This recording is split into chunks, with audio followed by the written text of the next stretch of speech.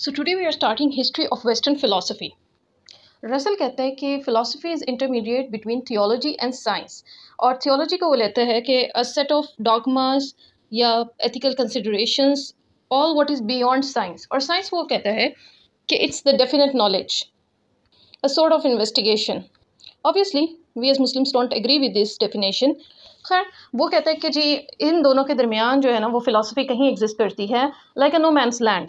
फिर आगे वो कहता है कि like theology it consist of speculations, यानी स्पेकुलेशंस हैं, राय हैं, सोच बचार है on matters as to which definite knowledge has so far been unascertainable, कि जिन चीज़ों के ऊपर डेफिनेट नॉलेज भी उसको भी यकीन नहीं है उसके बारे में कुछ स्पेकुलेशंस हैं जिसे वो फिलॉसफी कहता है. But like science it appeals to human reason, लेकिन साइंस की तरह ना ये इंसानी रीज़न को, अकल को इंस्पायर करती है, अपील करती है.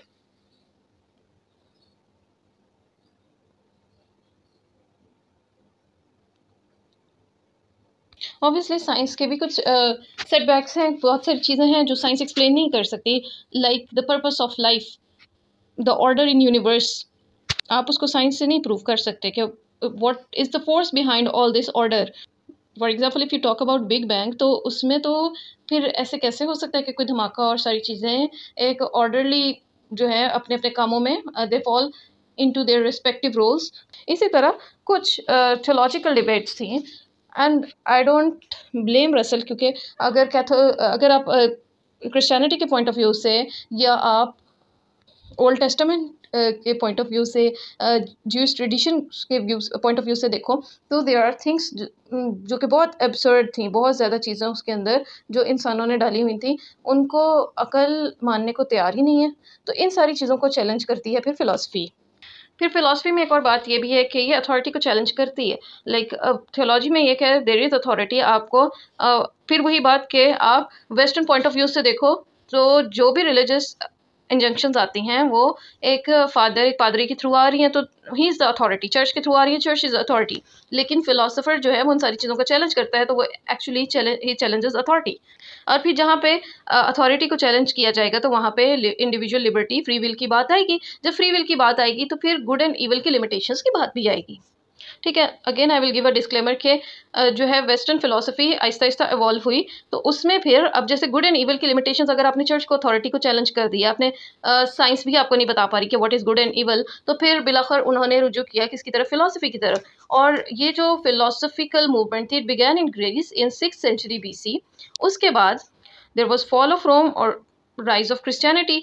जब क्रिश्चियनिटी आई तो क्रिश्चियनिटी अपनी एक फ़िलासफ़ी, अपनी एक थियोलॉजी, अपने एक रिलीजियस इंजंक्शंस के साथ आई.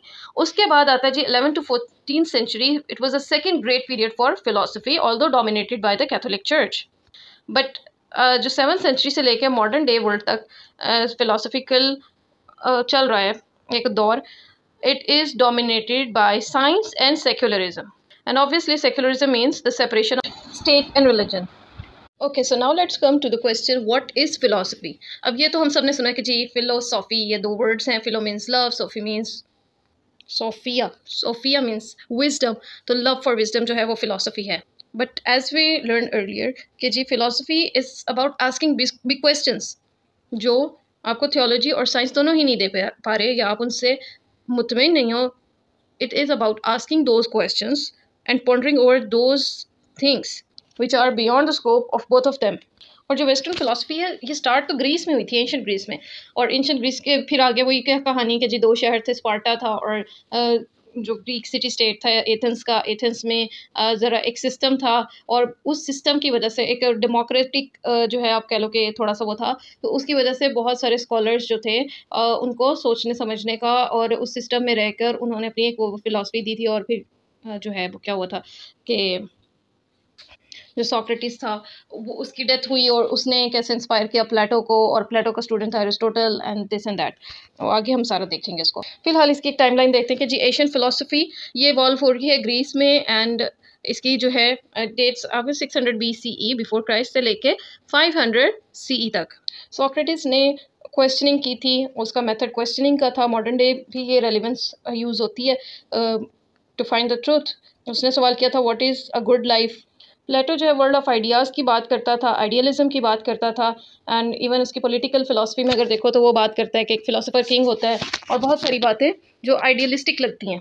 जबकि एरिस्टोटल जो है he was more practical, he studied politics, ethics, logical reasoning पे उसने बात की है, उसने काम किया काफ़ी, ऑर्गेनन के नाम से उसकी लॉजिक के ऊपर काफ़ी ज़्यादा क्वेश्चंस भी आते हैं, and we will study that in detail इंशाल्लाह। एरिस्टोटल कहता था कि knowledge is virtue and happiness comes from, नहीं sorry, happiness comes from virtue. Then comes the medieval philosophy जो 500 से लेके 1500 सेंचुरी तक थी, और it was influenced by religion. Saint Augustine और थॉमस एक्विनास उस टाइम के फेमस फिलोसफर्स थे, और क्योंकि उस वक़्त क्रिश्चियनिटी डोमिनेंट थी तो उस वक़्त के क्वेश्चंस इस तरह के थे कि can we prove God's existence logically, what is the nature of soul, और उन्होंने एरिस्टोटल के लॉजिकल मेथड को यूज़ किया था to prove their point. Then comes the modern day philosophy starting from 1500 CE to 1800 CE, तो उसमें जो है हॉब्स, लॉक, कांट, डेकर्ट्स, इनके नाम ज़्यादा हैं, और इन्होंने जो बातें की वो हमारे आज कंटेम्प्रेरी वर्ल्ड को भी बहुत ज़्यादा इन्फ्लुएंस कर रहे हैं, इसलिए मैंने इसको मॉडर्न डे फिलोसफी ही कर दिया, आगे तक फोर्थ पॉइंट तक नहीं लेके गई। It was actually influenced by the renaissance, जो एक रीवेकनिंग हो रही थी, रेवोल्यूशन हो रही थी यूरोप में, और उसमें फिर रीज़न, पॉलिटिक्स, फ्रीडम, एनलाइटनमेंट, इन सारी चीज़ों पर बात हुई। इसके कुछ फेमस फिलोसफर्स जो थे वो थे, डेकार्ट ने स्टार्ट किया था रैशनलिज्म, उसने कहा था I think therefore I am. फिर जी लॉक ने कहा था कि mind is a blank state, starting empiricism start किया उसने। Kant, he try to bridge the two and said morality comes from reason. और 1800 के बाद जो आते हैं वो हैं नीजा, सात्रे, और मुख्तलिफ। नीजा ने कहा था जी गॉड इज़ डेड, और उसके एक सुपरमैन की थ्योरी बहुत फेमस है और बहुत ज़्यादा आती है एग्जाम्स में। और सात्रे का एग्जिस्टेंशियलिज्म, उसने कहा था कि हम अपना मीनिंग खुद क्रिएट करना चाहिए, लाइक अपना जो है किसी भी चीज़ का द पर्पस वो हमारी अपने ऊपर डिपेंड करता है। अब जी बात ये कि why does philosophy matter, philosophy का मकसद क्या है, why should we study, why should we think about it.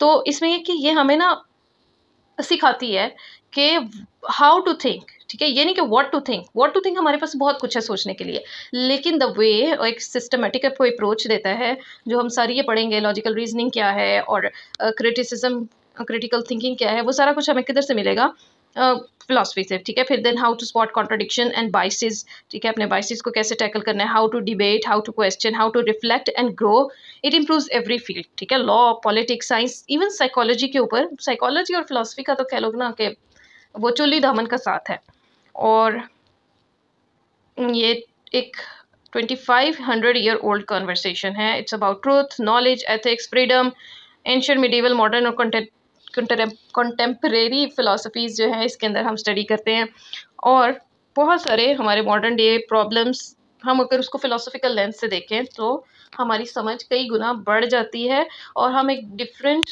Lens से दुनिया को देखते हैं। So that was all for today. Let me know in the comments if you like this lecture or not.